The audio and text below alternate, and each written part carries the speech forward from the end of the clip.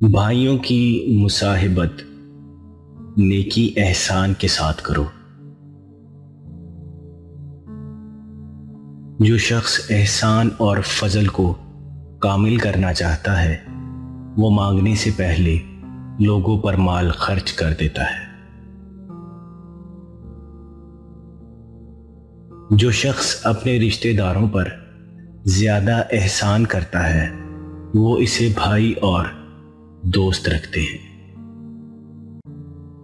برائی کا مقابلہ احسان سے، غفلت کا مقابلہ بیداری سے اور حرص کا مقابلہ قناعت سے کرو۔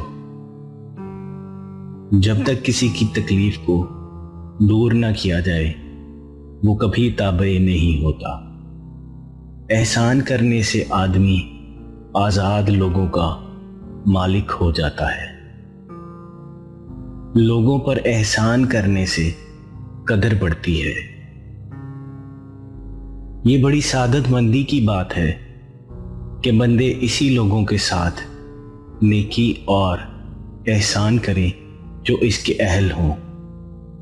بندوں کے ساتھ احسان کرنے اور ملک میں عدل و انصاف پھیلانے کو لازم پکڑو تاکہ بروز قیامت گواہوں کی گواہی دینے کے وقت خوف و خطرہ سے مامون ہو جاؤ۔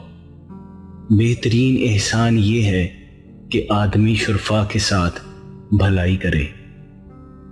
جو شخص احسان کر کے جتائے وہ اپنی مروت پر ظلم کرتا ہے۔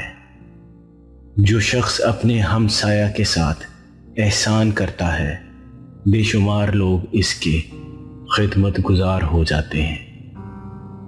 جو شخص لوگوں کے ساتھ احسان کرتا ہے اس کے امور کا انجام بخیر ہوتا ہے اور اس کے لیے راہیں آسان ہو جاتی ہیں۔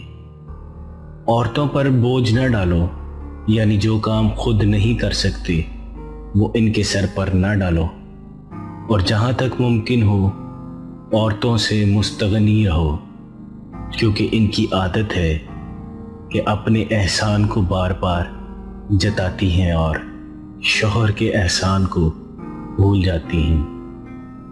ہر نیکی احسان، ہر عاقل غمگین، ہر حریص ہمیشہ کا فقیر اور ہر کانے غنی رہتا ہے۔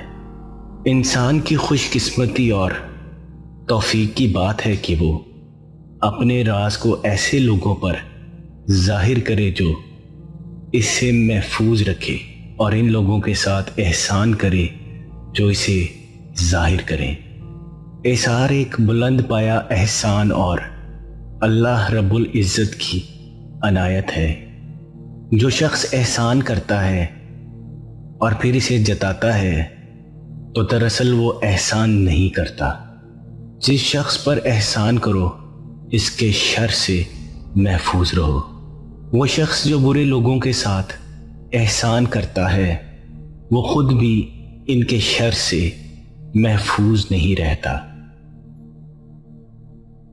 جو شخص تمہارا احسان قبول کرتا ہے وہ در حقیقت تمہارے سامنے اپنی بزرگی اور عزت ذلیل کر دیتا ہے۔